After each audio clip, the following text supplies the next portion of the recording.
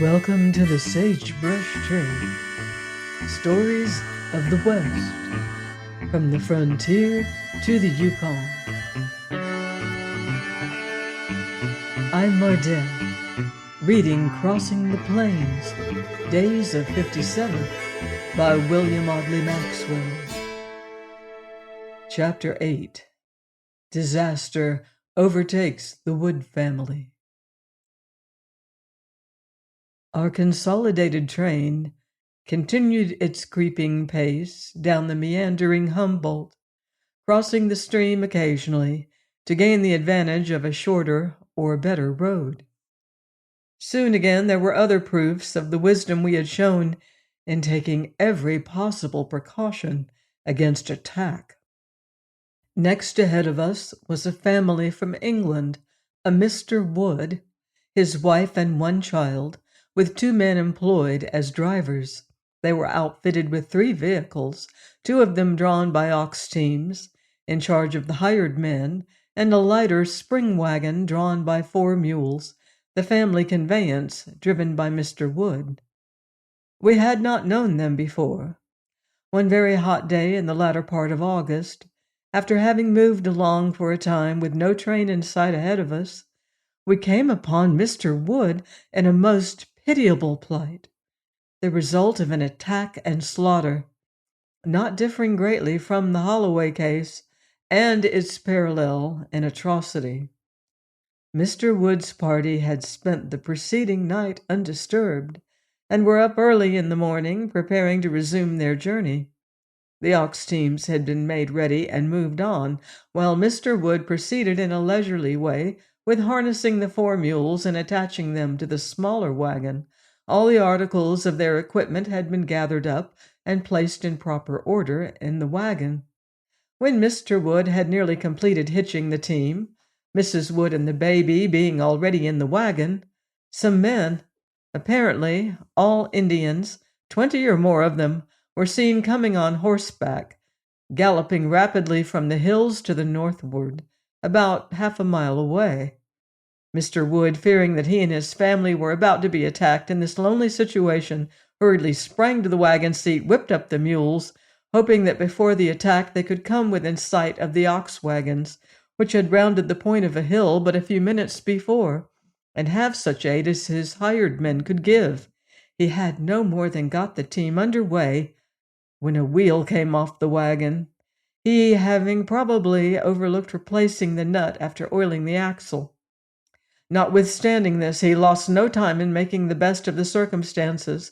Jumping to the ground, he hurriedly placed Mrs. Wood on one of the mules, cutting the harness to release the animal from the wagon. Then, with the baby in his arms, he mounted another mule, and they started flight. But the Indians had by this time come within gunshot range and fired upon them. Mrs. Wood fell from the mule, fatally shot. Mr. Wood's mule was shot out under him and dropped. Next, Mr. Wood received a bullet in the right arm that opened the flesh from wrist to elbow. That, or another shot, killed the child.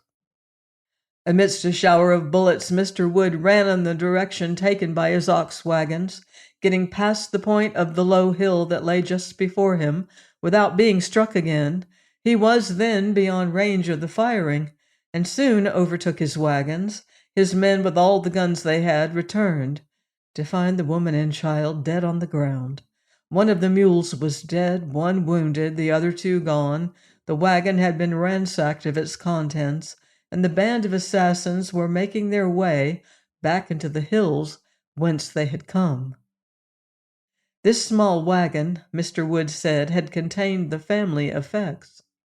Among them were several articles of considerable value, all of which had been taken.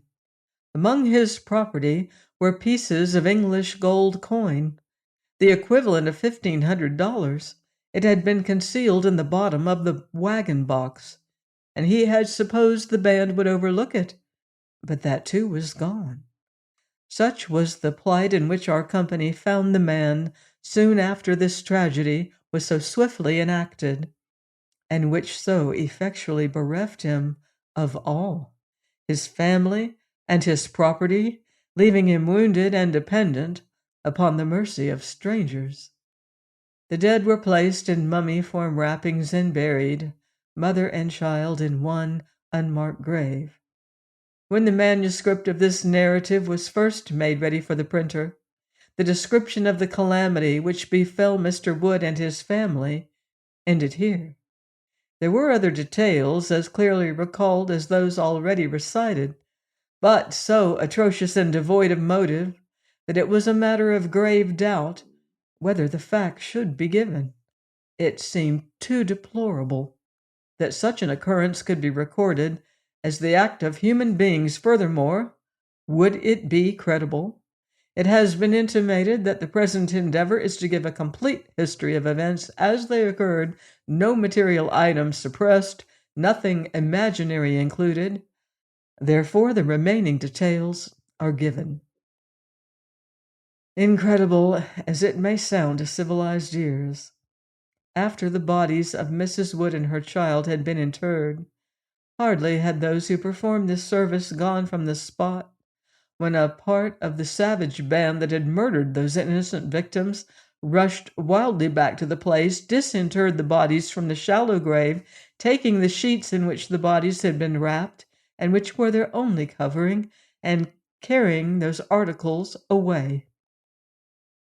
When the Indians had gone a second time, the grief-stricken Mr. Wood returned and reinterred the remains of his wife and child.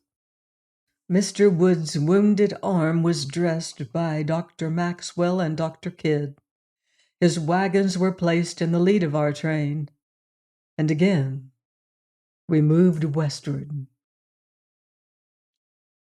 Join me next time for more Western adventure in Crossing the Plains, Days of 57 by William Audley Maxwell, here on the Sagebrush Trail.